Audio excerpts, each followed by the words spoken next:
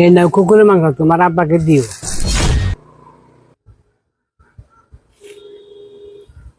আব্বা, হুজুরে কুত্তার মাংস দিল, ব্যাপার কি? ব্যাপার কি? হুজুরে কুত্তার মাংস দিব? তুই যা, আমি দেখতেছি। মাথা নষ্ট করে ফেলাইলো, বাচ্চা কুত্তার মাংস পাঠাইলো। এ চাচা, কি হয়েছে? আমারই পোলাই গেছে, হুজুরে আমার বাচ্চা কুত্তার মাংস পাঠাইছে। চাচা, আমার বাচ্চা তো কুত্তার মাংস বাড়াইছে হুজুরে, আমি তো হুজুরের কাছে গেতাছি। নাও যাই, নাও নাও। হুজুরে কাম ডাকছে কি? কি হয়েছে বন্ধু? আমারই পোলাই গেছে, হুজুরে আমার বাচ্চা কুত্তার মাংস পাঠাইছে, ওর বাচ্চাও পাঠাইছে। আমার বাচ্চাও তো হুজুরে কুত্তার মাংস বাড়াইছে। হুজুরের তো বড় সাহস হয় কি করে? দেখো দেই, নাও দেই। ভাই। নাও। আল্লাহ সুবহানাল্লাহ।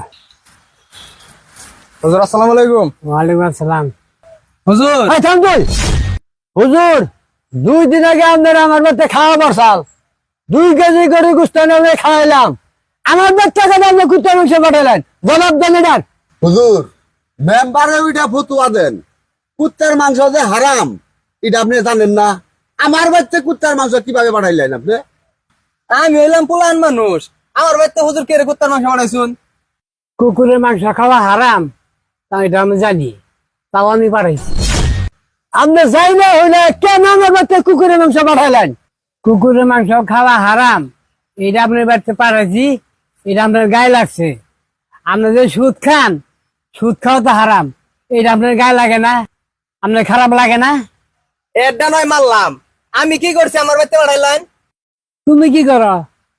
তুমি যে গাঁজা খাও, ওটা কি হালাল? ওটা হারাম না? এই হারামি যদি খাও, তাহলে কুকুরের মাংস খাইতে দোষ কি? এই দুইজনের ডানায় মাইনে নিলাম, আমি কি করছি? আমার বাচ্চা কেন কুত্তার মাংস গেল? এত সেই তো না, তুমি যে ঘরে বউ রেখে বড় করে বেড়াও, এটা কি?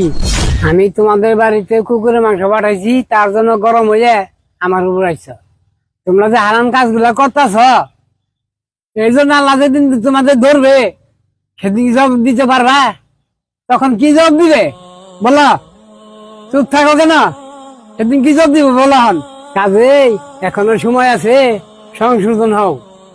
হুজুর, আমাকে ভুল আমরা বুঝতে পারছি, আসলে আমাকে এটা সম্পূর্ণ ভুল।